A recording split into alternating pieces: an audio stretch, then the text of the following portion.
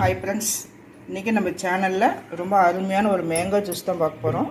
Mango juice வந்து இப்போ வந்து மாம்பழ சீசன். இப்போது நம்ம வந்து இப்போ மேங்கோ ஜூஸ் செஞ்சு குடிக்கலாம். ரொம்ப ஈஸி தான். சின்ன பிள்ளைங்க கூட அதை நம்ம செய்ய சொல்லிட்டாக்கா அவங்களே செஞ்சுருவாங்க. மாம்பழத்தை அந்த பல்ஸ் எடுத்து மிக்சியில் அரைச்சி அது கூட கொஞ்சம் சர்க்கரை ஐஸ் கட்டியெல்லாம் போட்டு அரைச்சோம்னாக்கா ஜூஸ் ரெடி. இது எப்படி செய்யுது அப்படின்ட்டு வாங்க வீடியோக்குள்ளே போய் பார்க்கலாம். வீடியோக்குள்ளே போகிறதுக்கு முன்னாடி புதுசாக பார்க்குறவங்களாம் தான் நம்ம சேனலை சப்ஸ்கிரைப் பண்ணிவிட்டு பாருங்கள் ஃப்ரெண்ட்ஸ். வாங்க எப்படி செய்யுதுன்ட்டு பார்க்கலாம். நான் வந்து நல்ல பழுத்த மாம்பழமாக ஒரு மாம்பழம் எடுத்துருக்கிறேன். இதில் தான் நான் வந்து ஜூஸ் போட போகிறேன். இது வந்து தோலில் நல்லா சீவிட்டு உள்ளே இருக்கிற அந்த சதை பகுதியை மட்டும் எடுத்து நம்ம மிக்சியில் அரைக்கணும். தோல் சீவிட்டு அந்த சதையெல்லாம் எடுத்துகிட்டு உங்கள்கிட்ட காமிக்கிறேன். இப்போ பாருங்கள், அந்த மாம்பழம் எல்லாமே நான் வந்து சதையெல்லாம் எடுத்துகிட்டு வந்துட்டேன்.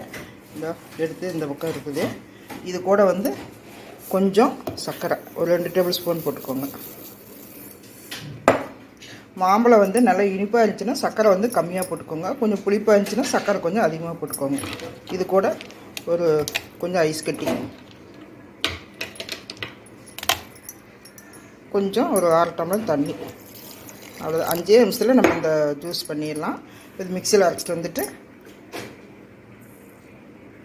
அவ்வளோதாங்க. இதை மிக்சியில் அரைச்சிட்டு வந்தாச்சு. இப்போ நம்ம டம்ளரில் ஊற்றிக்கலாம்.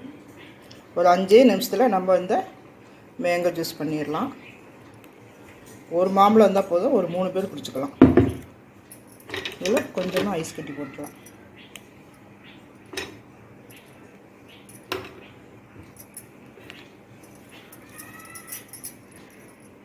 இந்த மாதிரி ஸ்ட்ரா இருந்தால் வச்சுக்கோங்க.